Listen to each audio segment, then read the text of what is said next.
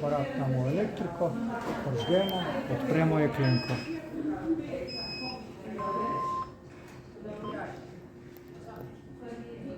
Opozori, da naj ne bo povezan, potrdimo in gre v test. V času tega testiranja lahko aparat že zvežemo na anestezijski aparat. Na strani ekulja je povezava na COM2, kjer piše ventilator.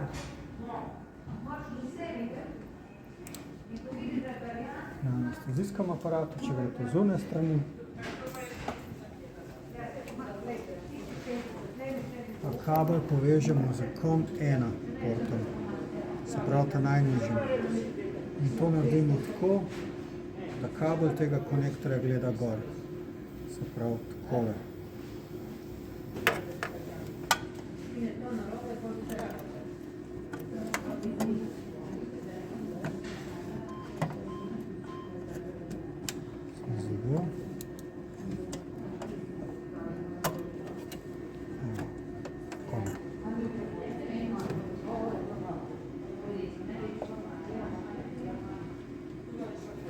Če sem povezavo naredil prav,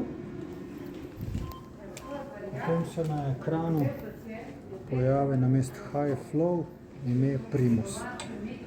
Zgor namesto ime črke N pa veliki F se pa pojavi B kot bolus. Ta simbol pa pomeni, da aparata sta v povezavi, ventilator oziroma anestezijski aparat je pa v stand-byu.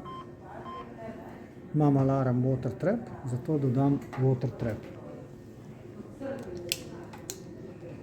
Klik, potrdim. Ok, steklenice druge nimamo. Takole. Dajmo vklopiti anestezijski aparat, to, kar bo že delal.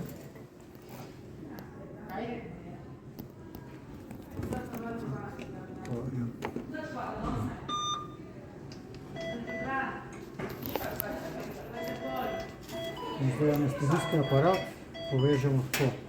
Od dveh prozornih cevk, kjer je ena debelejša, ena tanjša, vzamem debelo, ta dozira. Na eni strani ima bel nepovraten ventil. Ta bo šel k pacientu. Za bolusno delovanje rabim 15 mm touch-len, takle. Ta bo šel tik pred pacienta. Se pravi, dozirno cevko povežemo gor in na drugi strani na priključek za doziranje.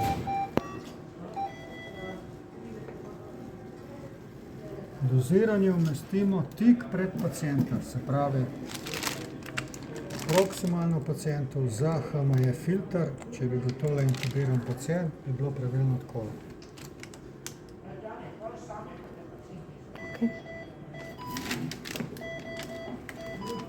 Tanjšo merilno cevko povežemo z lovilcem vode in z bakterijskim filtrom na ekspiratorni liniji.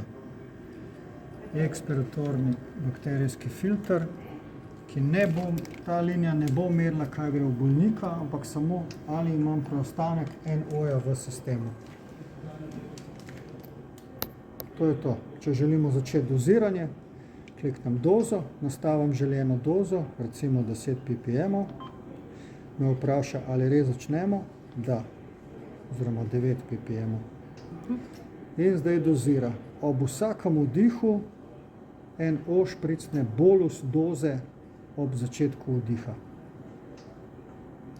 Izmerjena vrednost pa ne kaže več, kaj dobi pacient, ampak kaže samo preostanek NO-ja v sistemu.